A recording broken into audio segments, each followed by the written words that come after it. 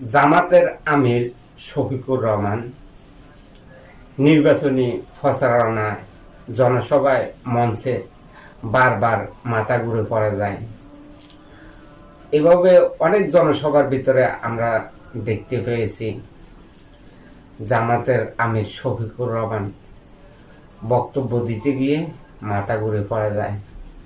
বারবার এরকম কর্মকাণ্ডগুলো ঘটতে আছে। আসলে কেন এরকম হচ্ছে, কেন আর এমনটা করতে আছে জামাতের আমির শফিকুর রহমান? শফিকুর রহমানের কি কোনো সমস্যা আছে কিনা আসলে ডাক্তার দেখানোর দরকার আছে।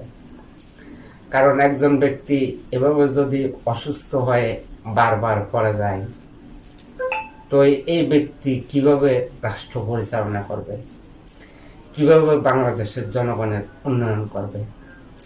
এই ব্যক্তির দ্বারা তো বাংলাদেশেরও উন্নয়ন সম্ভব না, বাংলাদেশের জনগণের উন্নয়নও সম্ভব না।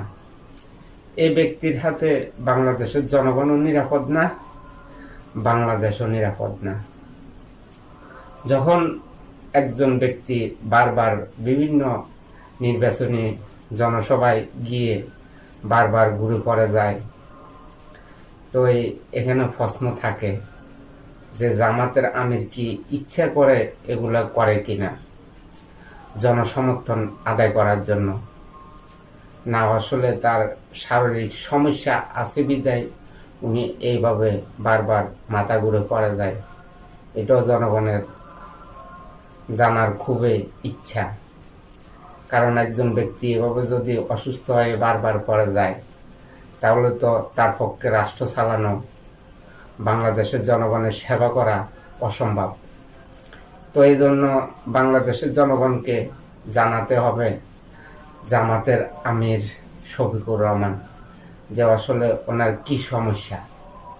এই সমস্যার কথা বাংলাদেশের জনগণকে অবশ্যই জানালে জিনিসটা ভালো হয়। কারণ একজন অসুস্থ ব্যক্তির দ্বারা কোনোভাবে বাংলাদেশের জনগণের উন্নয়ন করা, বাংলাদেশের উন্নয়ন করা কোনোভাবে সম্ভব না।